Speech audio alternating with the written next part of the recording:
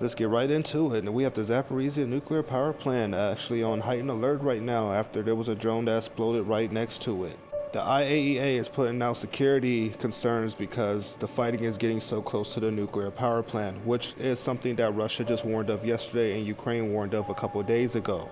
In other news, we have Israel that hit the strongholds of Hamas and Hezbollah. This is coming as Hezbollah launched 55 rockets towards Israel yesterday, so this is Israel's retaliation, as their warning of a war with Hezbollah is coming.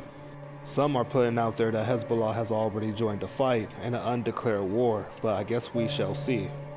We have Russia deploying nuclear bombers near NATO territories. There were 3 different countries that they flew these bombers by within the last day.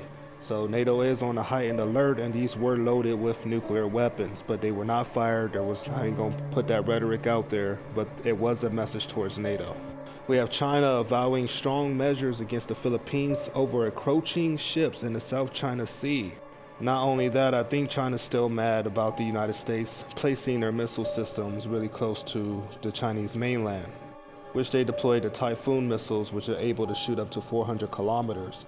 But not only that, they have already been having problems in the Sabina Shoal, and they've been having problems in the Thomas Shoal. So I guess expect this to escalate pretty soon, but we shall see. Taiwan is also reporting that they detected 13 Chinese aircraft and 7 vessels near their island. We have 3 Chinese crew members that came up missing after there was a collision with an unknown vessel near a Taiwanese island. This is not a good time for all this. Man, we had a shooting that was near an air base in San Antonio, Texas. So this is new, but everything seemed to be going back to normal. I don't know if the shooters were taken out or if they shot and left, but they are reporting that there was an incident at a base in San Antonio. It is being reported that the United States will likely fight a 3-front war against Russia, China, and Iran. And while the United States is not in any position to use a nuclear weapon, these 3 might try to.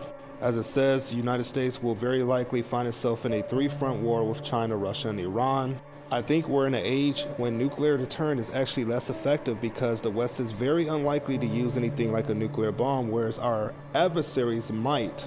And in fields like that, they could have a huge advantage because they can catch us off guard. And here's an update of what's going on the Ukrainian offensive in Russia. Welcome again. Let's get right into it. We begin with the war between Russia and Ukraine. Moscow claims that NATO and the Western Special Forces were directly involved in planning Ukraine's cross-border incursion into the country. An aide to the Kremlin, Nikolai Patrushev, suggests that Ukraine had the backing of its allies to stage an invasion into the Russian region of Kursk. He says the statements by the United States claiming it was not involved in Kyiv's offensive are not true, as Kyiv would not have ventured into Russian territory without Washington's participation and direct support. This comes as Ukrainian President Volodymyr Zelensky says his troops are advancing further into Russia. He claims his troops now have control of more than 80 settlements and have established the military administration in the Kursk region.